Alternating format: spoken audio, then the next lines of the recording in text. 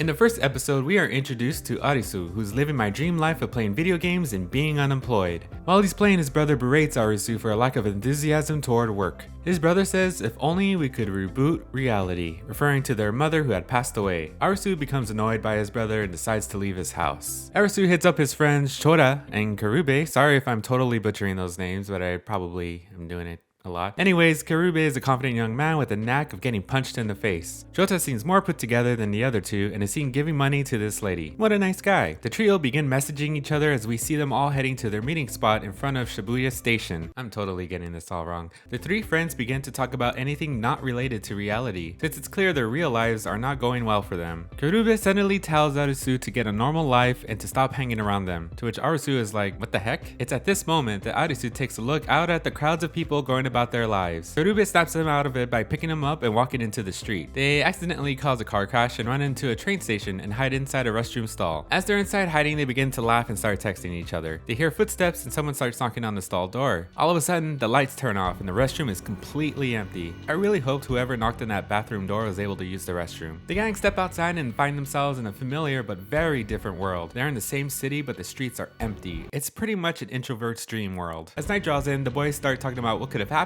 Chota mentions about a flash mob, but if that was true, then that's a lot of commitment right there. Arisu admits that things aren't so bad and finds this turn of events very exciting. The boys begin to scream and cheer, but then suddenly a projection appears on the apartment building above, informing them that the game is about to commence. An arrow points them in the direction of the game and the boys head off to investigate. The arrow leads them to the GM building. Inside, the boys are approached by a girl called Shibuke? I don't know, who reveals that they've now crossed a certain point and that there's no turning back. Another person shows up and enters the game at the last second. We don't find out her name, so we can assume she's probably going to die. Registration is now closed and the rules of the first game are explained. The game is called Dead or Alive, with the difficulty of a 3 of clubs playing card. The goal is to select the correct door within a stipulated time frame, and the end goal is to leave the building. With 2 minutes to complete their first puzzle, the group enter a near empty room with only 2 different doors, one saying alive and the other one saying dead. They begin to argue about which door to open. Shibuku tries to convince the boys the correct door is alive. They question her as to why she thinks that's the correct door. As time is getting closer to 0, gas starts to enter the room. The high school girl is like, to heck with this, and goes through the alive door. However, as she enters the room, a laser beam from above instantly kills her. Everyone else runs toward the dead door, which is the correct answer. Everything's all fun and good until somebody gets killed. The next room is identical to the last room they came out of. Karube takes a guess and chooses the alive door, to which he